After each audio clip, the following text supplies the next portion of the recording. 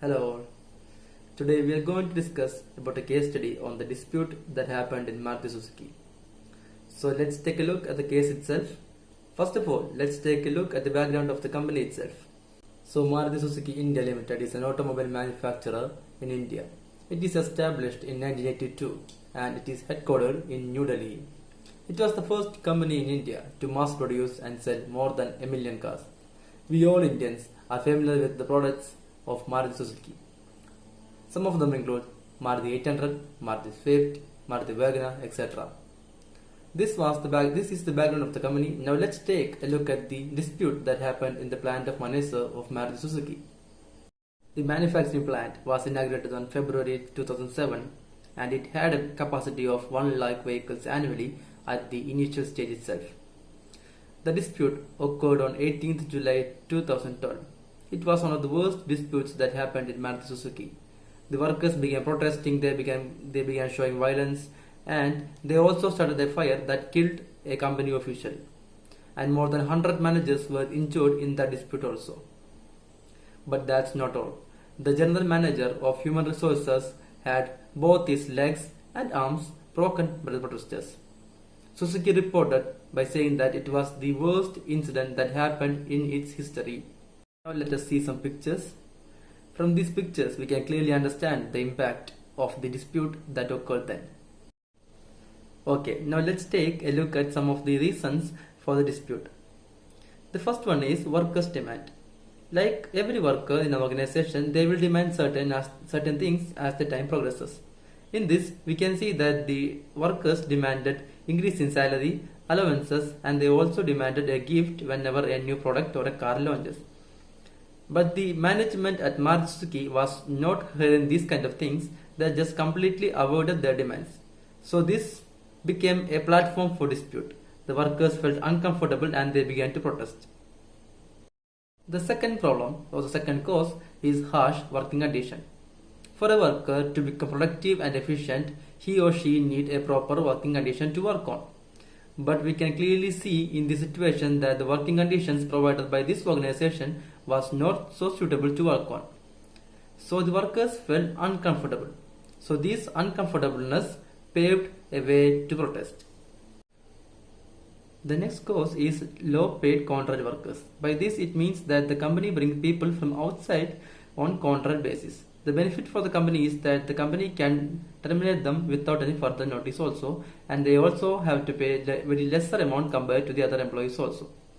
So that contract workers will definitely feel some uncomfortableness working with that organization also. And this will definitely lead to some disputes and conflicts in the organization. So this is one of the main cause that leads to the dispute in that plant. The next reason is difference in salary pays.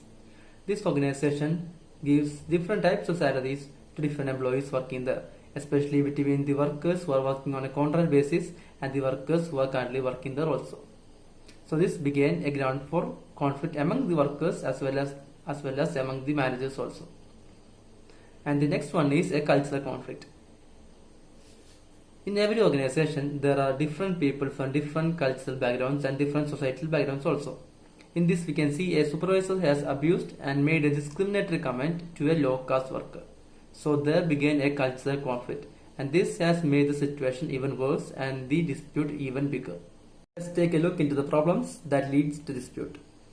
The first one is we can clearly see that the main problem was the lack of communication and coordination between the human resource managers and the workers and the management, etc. Communication is a key element in coordinating all the activities and attaining the organizational goals and objectives. In this, there are so many barriers that is prevailing in the organization, such as cultural and social barriers, etc. And there was no proper communication amongst them. The next one is the lack of coordination among the managers itself. The management were not coordinating among themselves because they are also facing some cultural barriers and status barriers especially. And the next one we can see that there are no proper salary pay. This we have already discussed about. There are different types of salaries and the organization are paying different types of salaries to different employees, and that also paid way to the conflict. And the another one is the contract labor system, bringing in people from outside on contract basis and giving them lesser payment and also terminating them without any notice. So these were the general problems that leads to dispute. Now let us see some of the solutions to tackle these kind of problems. The first one is employee-labor relationship. A proper employee-labor relationship must be maintained in an organization. This can be maintained by implementing a proper communication system without any barriers. The next one is flexibility.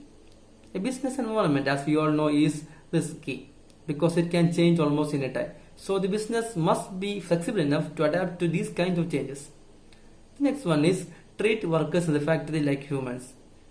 By this point, I mean that the business or the organization must give proper working conditions, must give good working environment for the workers to work on. The next and the most important one is, in this case, the workers should refrain from taking law into their own hands. In this case, we can clearly see that a worker started a fire and almost killed a man. So the workers should be refrained from taking law into their own hands. This is the main solutions that we can put forward to tackle these kind of disputes. So that's all about the case study regarding the Maruti Suzuki dispute. And if you find anything difficult in this case study, please feel free to contact me at the given email address. So stay home, stay safe. Thank you.